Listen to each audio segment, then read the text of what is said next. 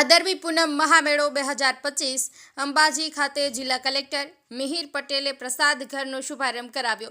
પ્રસાદ વિતરણ માટે ભવ્ય તૈયારીઓનો પ્રારંભ। 30 લાખથી વધુ પ્રસાદ પેકેટ માટે 750થી વધુ કારીગરો કાર્યરત। અંબાજી મહામેળા પ્રસાદ વ્યવસ્થા માટે 27થી વધુ પ્રસાદ વેચાણ કેન્દ્રો ઊભા કરાશે।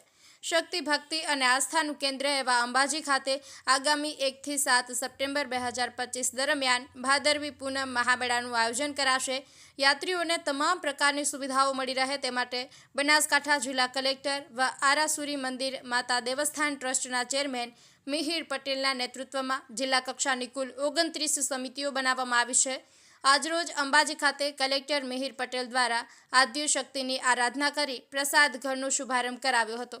પ્રસાદ ઘરની શુભેચ્છા તથા સલામતી સહિત સુચારુ આયોજન સંદર્ભે કલેક્ટર દ્વારા જરૂરી માર્ગદર્શન અને સૂચનો કરાયા હતા। પ્રસાદ વ્યવસ્થા સમિતિ માટે જિલ્લા પુરવઠા અધિકારીની નોડલ તરીકે નિમણૂક કરાઈ છે, જેમાં મોહનથાળ ચીક્કીની પ્રસાદીનું યોગ્ય રીતે સુપરવિઝન અને વિતરણની વ્યવસ્થા કરાશે। શક્તિપીઠ અંબાજી મહામેળામાં જેટલું મહત્વ પદયાત્રા અને દર્શનનું છે, એટલું જ મહત્વ માતાજીના મનભાવન પ્રસાદ મોહનથાળનું પણ છે।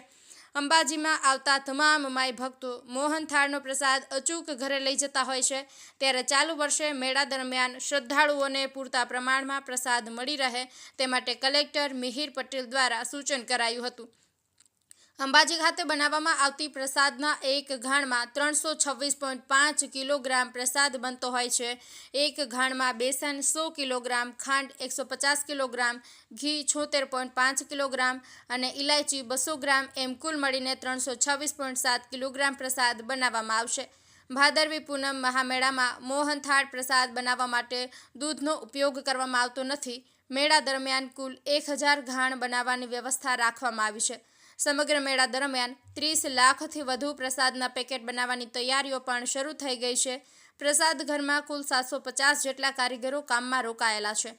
મેળા દરમિયાન યાત્રિકોને કોઈ પણ પ્રકારની તકલીફ ન પડે એ માટે મંદિર પરિસર તેમજ અલગ અલગ જગ્યાએ કુલ 27 જેટલા પ્રસાદ વેચાણ કેન્દ્રો ઊભા કરવાની તૈયારીઓ શરૂ કરાઈ છે।